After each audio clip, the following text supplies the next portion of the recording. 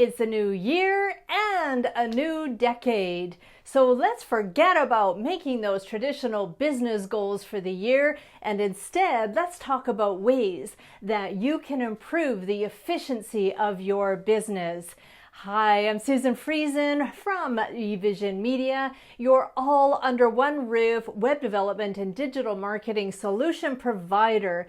Today's Quick Tip Business Edge show is about getting you more efficient in your business.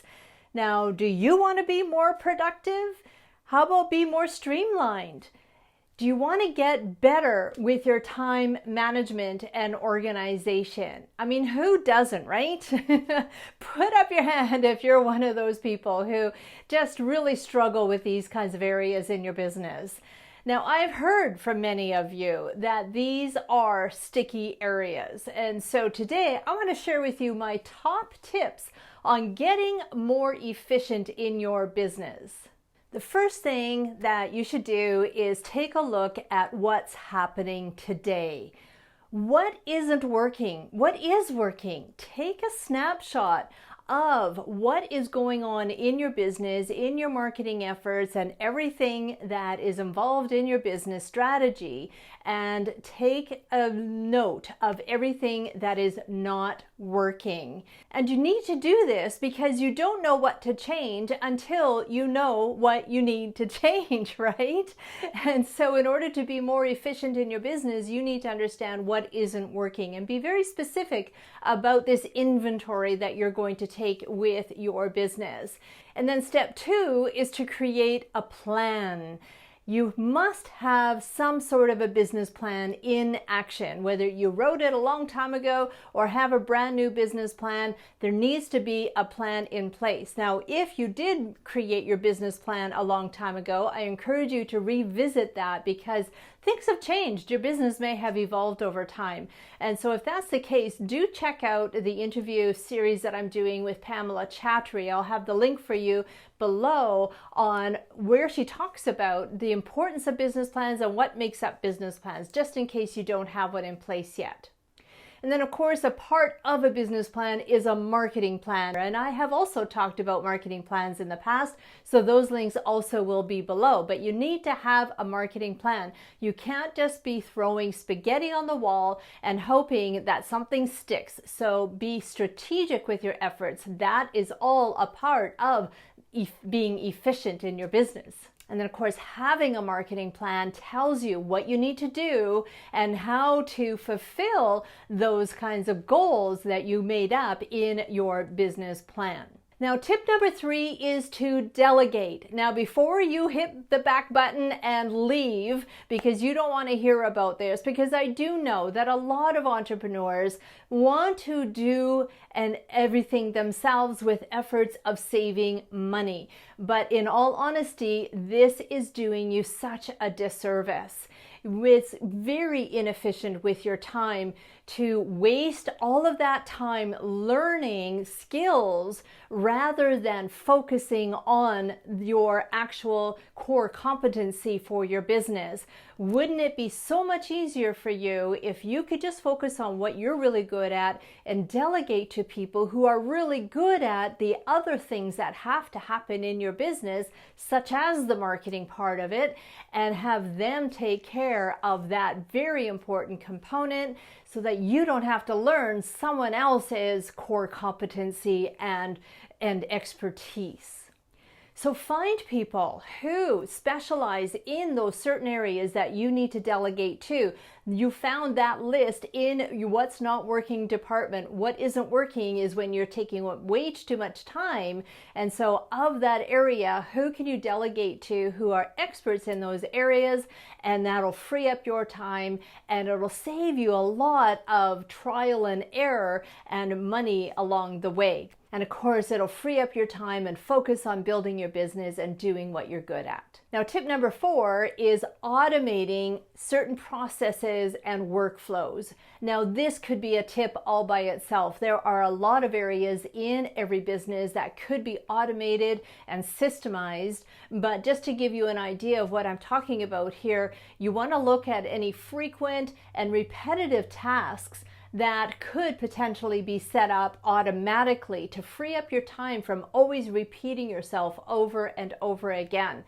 So one of those areas can be setting up autoresponder emails for people who have signed up for your newsletter. So an autoresponder email means that when somebody signs up for your newsletter, then you have pre-created and set up a sequence of emails that will go out to that person to help nurture that potential lead and build up the know, like, and trust factor with them without you having to do any of the work. All of the work was done right off the beginning, and then it works automatically, seamlessly, without any extra effort. Now, of course, in order to set up an autoresponder series, you need a newsletter service provider. Now, one newsletter service provider that I highly recommend is looking into Constant Contact. They have so much more than just a newsletter service, and autoresponders is one of those. And I'll have a link for you below to check out Constant Contact and see if that is a good option for you. Now, tip number 5 is to use tools that will help streamline your efforts. So some examples of tools that we use here at eVision Media is Evernote. Now, Evernote is great for all kinds of things involved in tracking and systemizing. It can be tracking your leads and your clients and all of the different communications that you have with your potential leads, and of course all of your to-do list that you have as a business owner, and any notes and ideas that you can write down. I know that often entrepreneurs are visionaries and there's just way too many ideas going on for time to be able to implement. So Evernote is a great way to just make note of all of those ideas and visions that you have so that you can go back to them when you have a chance to actually implement those ideas. And of course, any projects that you might have on the go, any campaign launches, a book launch or a program launch or a product launch, anything like that can all be strategized and made note of, and just to kind of make it, you can even make a checklist in Evernote, which I just love. I live, eat, and breathe in Evernote, so I really encourage you to take a look at that. And then of course, there's your social media management that needs to be put under control. And here is where you do need some sort of a social media management tool to help you stay systemized and be very cognizant of your time so that everything can be streamlined within this tool. Now, there are a lot of tools available. A couple of examples would be Hootsuite or Buffer or Meet Edgar, and there's many others. And in fact, in my Amplify Business Academy, which is a monthly training program that I have had on for many years now, we just recently did a whole series on all of the different social media management tools that are available out there as of today. And so if you want to sign up for Amplify, you can sign up for only $1 to get access to all of our library of training materials for the next 14 days. And then on day 15, if you're really liking what we've got and all of the new materials that are constantly being added in every month, then you just go into the regular monthly cost from there. And so head over to amplifybusinessacademy.com, and I am sharing with you all the ways that you can be streamlining your efforts in terms of social media management. Now, the next tool that I wanted to talk to you about was Outlook. Using Outlook for email and for your calendar and for task management even is amazing. And if you're not using Outlook, I highly encourage you to look into it. I find that using free software tools like Gmail or Yahoo or any of those kinds of free tools can cause a lot of stress and inefficiencies where you're looking for stuff, you're not finding stuff, things are going in wrong places, and it can be very frustrating. So do check out Microsoft's Outlook and see if that can be an option for you to use in your business. I highly recommend it. It will get you so much more efficient with your time. The next time efficient tip I wanted to share with you is setting up a calendar scheduling tool. Now, there's lots of free ones out there like Calendly, and there's also paid ones too. Calendly also has a paid option, or there's Acuity and many others. Now, these calendar scheduling tools can be very efficient with your time, where all you have to do is set up your blocks of times that you are available to set up appointments.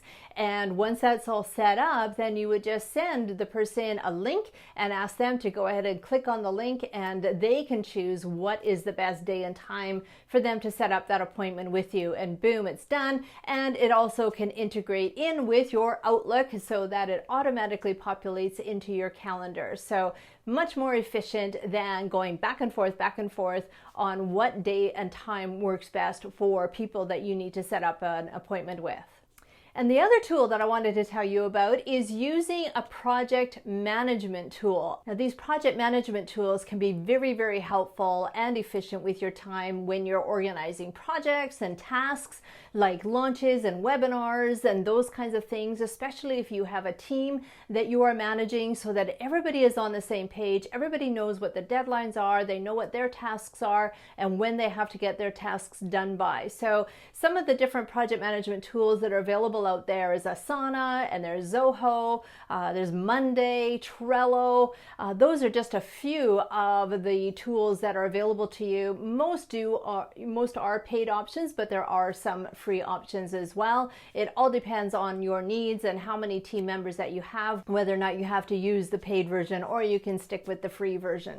Now, we here at eVision Media, we use GroupWhere, and it's a very robust project management tool that helps me manage our team of 10, 12 people, and everybody logs in and they know exactly what their tasks are. They can enter in their times on where they, on how long it took them to do a task, and all kinds of information is stored in there. So that one might be a little bit more robust than what you need, but do check out some of the others that I mentioned, or, there's plenty of others out there that are available too. My encouragement is just to use one, find one and use one, and it will help you be much more efficient in your time. Then tip number 6 is to focus on one task at a time. I know that this is a real toughie. We women especially we almost pride ourselves on being able to multitask, but there are lots of reports out there and studies saying that multitasking really is not all that beneficial. And I find, for me, even though I'm very good at multitasking,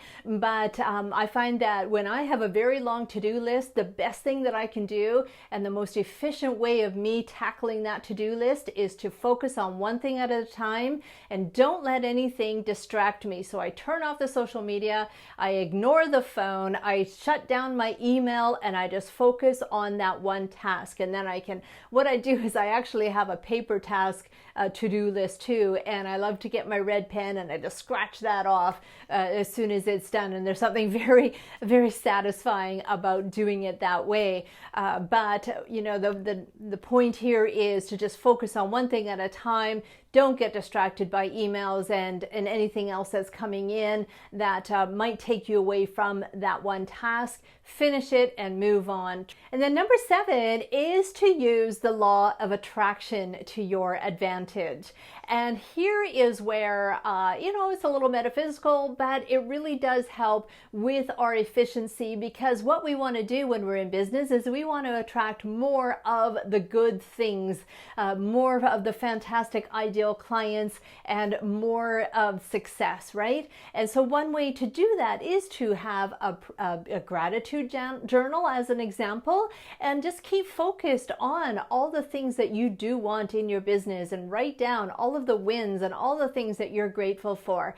I just did a tea time tip with law of attraction expert Dana Smithers, and so I'll have that link for you below, where you can learn more about the tips and strategies that Dana talked about in infusing gratitude into your daily business practice, and it will help you with success. And another thing that you can do is meditate. Meditating will help you keep calm and stay more focused so that you can really succeed in your business. Now, running a business takes a lot of time, energy, and money. And being efficient in every part of your business will increase your chances of success. Now, these 7 different ways that I have just shared with you on how to be more efficient in your business is really just a few of the top ideas that I wanted to share with you today. There are more, but if you can just get started with these, that will help you on the best track for success. So tell me, where do you need to be more efficient at? Let me know below and let's have a discussion. And maybe you have even some more ideas that you can share on how to be more efficient in your business. And that's it for today's Business Edge Show. Thank you so much for joining me, and here's to your ongoing success. Bye for now.